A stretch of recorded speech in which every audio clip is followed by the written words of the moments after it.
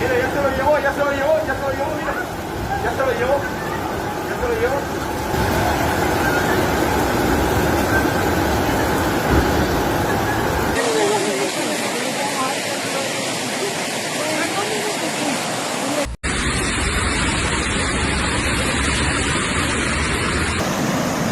On March 3, 2025, Gran Canaria experienced one of the worst storms in its recent history. Torrential rain led to catastrophic flooding, washing away streets, vehicles, and buildings, and prompting a state of emergency across several parts of the island. Within a matter of hours, rivers overflowed, and rainfall levels exceeded forecasts.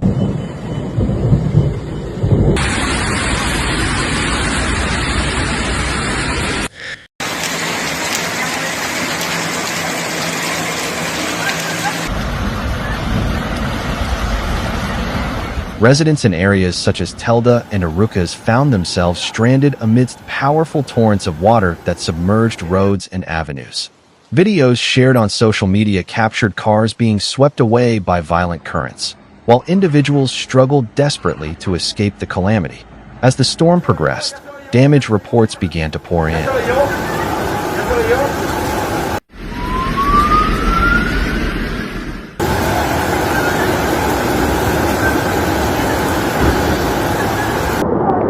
At Playa Salanitas, a car was swept directly into the sea by the force of the water.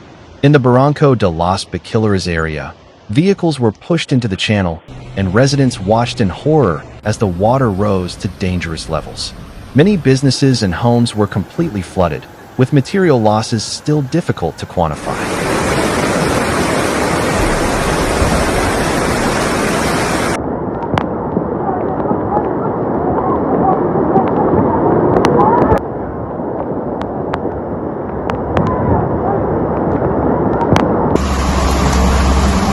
Spain's National Meteorology Agency issued a red alert for Gran Canaria due to the intensity of the rain, which in some areas exceeded 100 millimeters within a few hours. Heavy rainfall also extended to other parts of Spain, severely affecting the Almeria region and the Valencian community, where significant flooding was also reported.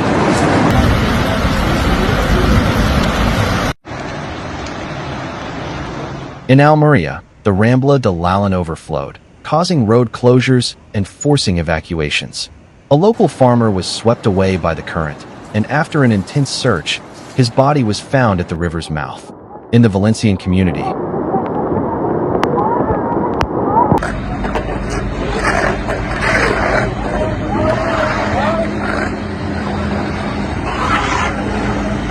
the situation was also alarming. Cities like Torre Pacheco, La Union, and San Javier were submerged. Winds reached speeds of up to 60 kilometers per hour, and coastal waves exceeded 3 meters in height, prompting authorities to restrict access to beaches and seafront promenades.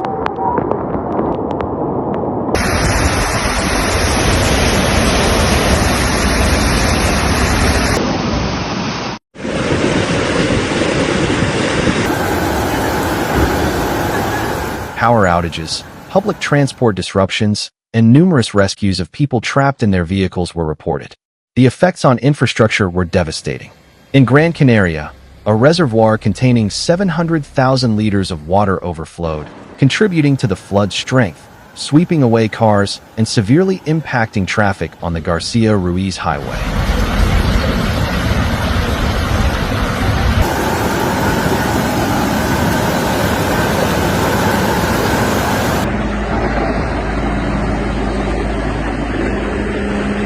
Streets turned into rivers of mud, making it difficult for emergency teams to access affected areas. In many homes, water reached 40 centimeters in height, ruining furniture and appliances. One of the most shocking moments occurred in Telda, where at least 80 people were trapped in a supermarket as waters rapidly rose.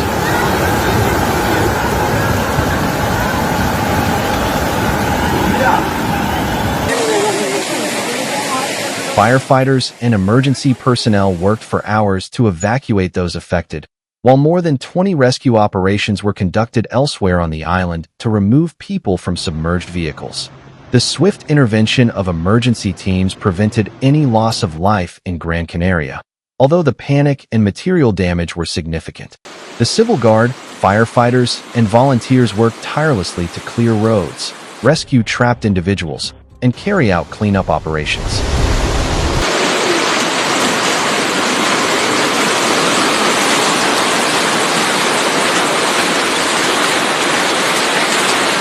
Local authorities set up temporary shelters for those who lost their homes and offered psychological support to those affected. Despite the devastation, residents displayed remarkable solidarity. In neighborhoods like Garza and El Caracol, neighbors joined forces to clean flooded streets and homes. In Salanitas, affected shopkeepers supported one another to reopen their businesses as quickly as possible. However, questions regarding the lack of preparedness for such events soon emerged. Meteorology and geography experts pointed out that the island's topography contributed to the speed and strength of the flooding. Gran Canaria has numerous ravines that, during extreme rainfall, channel water rapidly toward urban areas.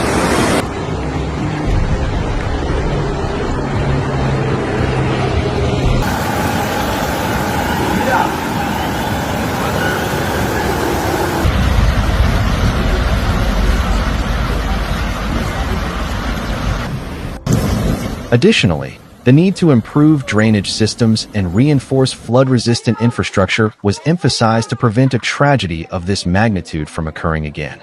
After the storm, the arduous recovery process began. Authorities announced investments in drainage systems and infrastructure projects to prevent similar disasters in the future. Emergency funds were allocated to assist those affected and repair damage to roads and buildings.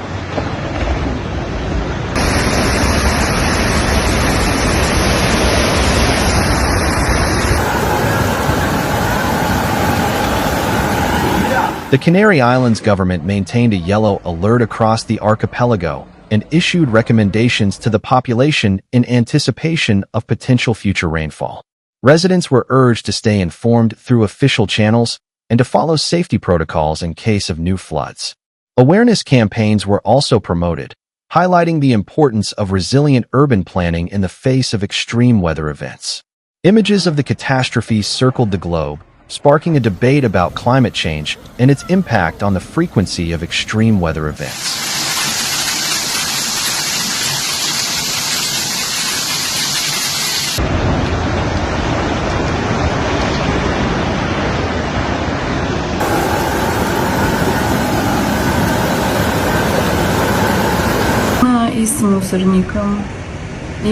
Gran Canaria is no stranger to torrential rains, but the intensity and speed with which the storm unfolded surprised even experts. The lingering question is whether current infrastructure will be sufficient to face future emergencies or whether a rethink of water management on the island is necessary.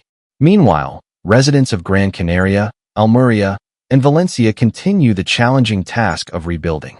Despite the losses and uncertainty, the community's resilience is evident.